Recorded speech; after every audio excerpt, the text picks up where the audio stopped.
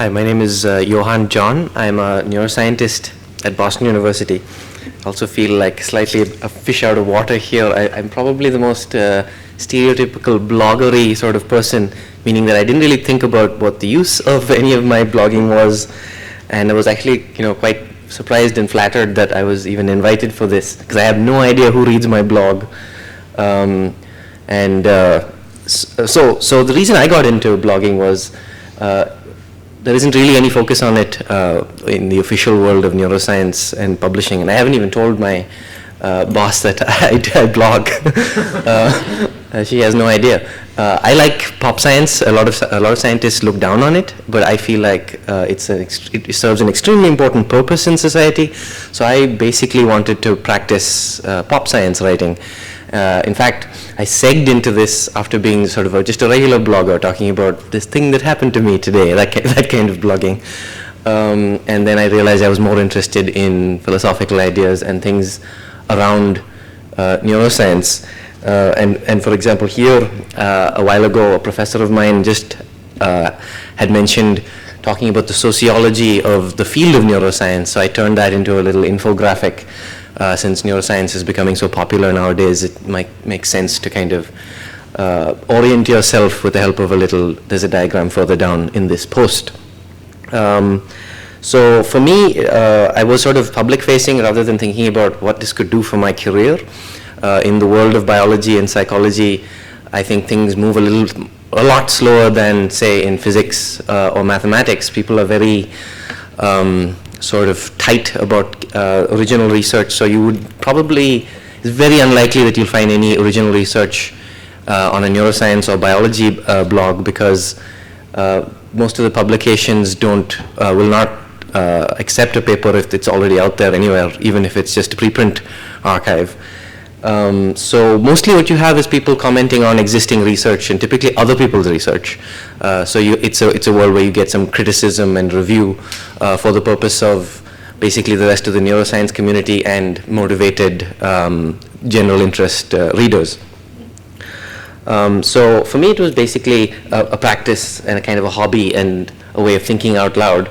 And I found another way that was sort of even better practice was answering questions on Quora, which is a question and answer site of any sort of question, but I was just focusing on neuroscience. And as it turns out, many people interested in neuroscience are actually interested in philosophy and asking what the self is. So the majority of the largest segment of my answers are talking about consciousness, or basically explaining why neuroscience, in my opinion, cannot say much about consciousness. But again, it's good practice, and occasionally I get to kind of really explain basic neuroscience concepts.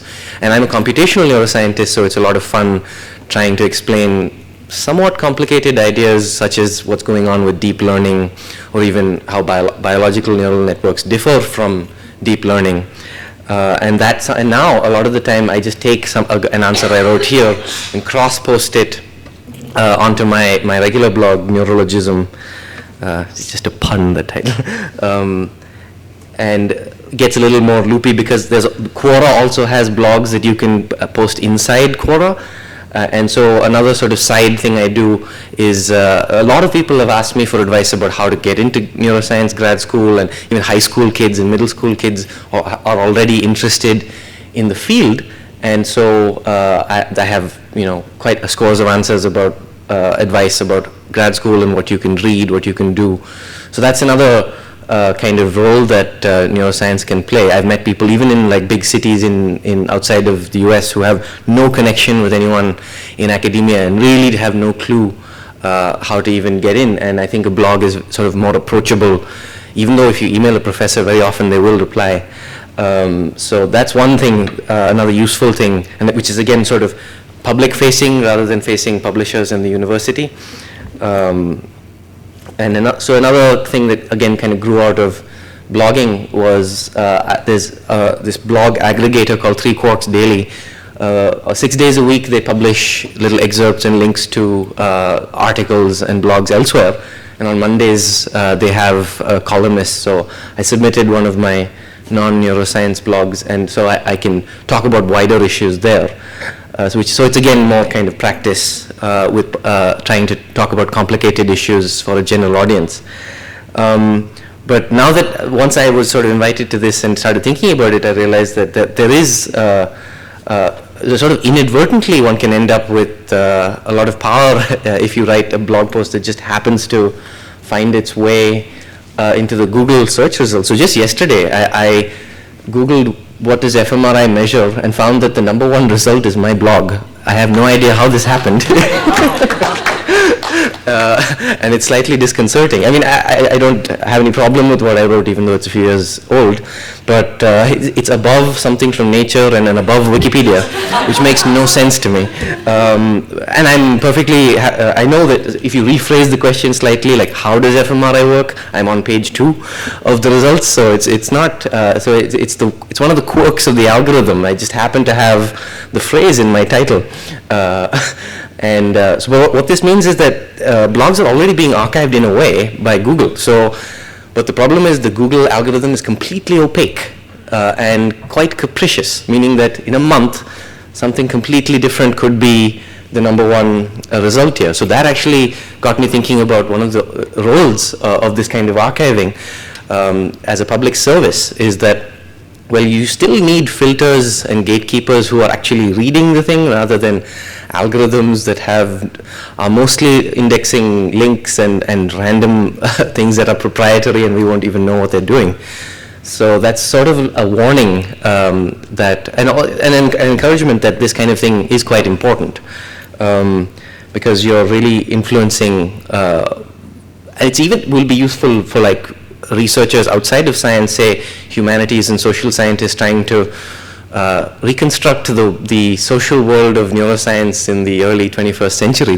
All these kinds of things will be, Google will probably be very hard to navigate, or whatever replaces Google 50 years from now, but an archive of this sort will be of great use for posterity. And that's, so I guess most of what I've thought about blogging is faced towards the public, but I do think that it's an interesting idea to get citing blogs to be an important thing. I don't think it's going to happen in neuroscience and biology anytime soon because you don't find any original research normally there, and people are terrified of putting even a graph that they haven't published yet on their own websites.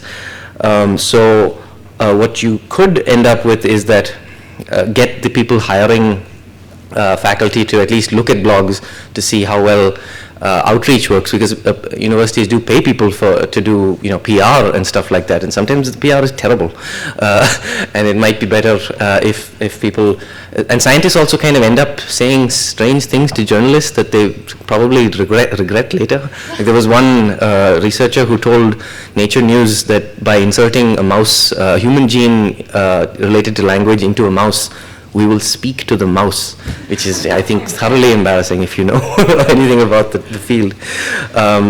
So I think it's good practice for people, even if they're tenured professors, to talk to people about their work, because the voters, and in the age of fake news, it's becoming increasingly important to have an informed citizenry, because they're going to be making decisions.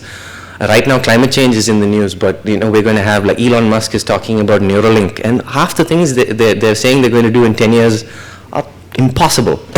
So we need more than just sort of extreme hype and then extreme cynicism just in this tiny academic community. There kind of needs to be a balance between the two, and that has all kinds of implications for how science is funded, because ultimately, at least in this country, it's the voter that decides. So I guess that's all I have to say. Thanks.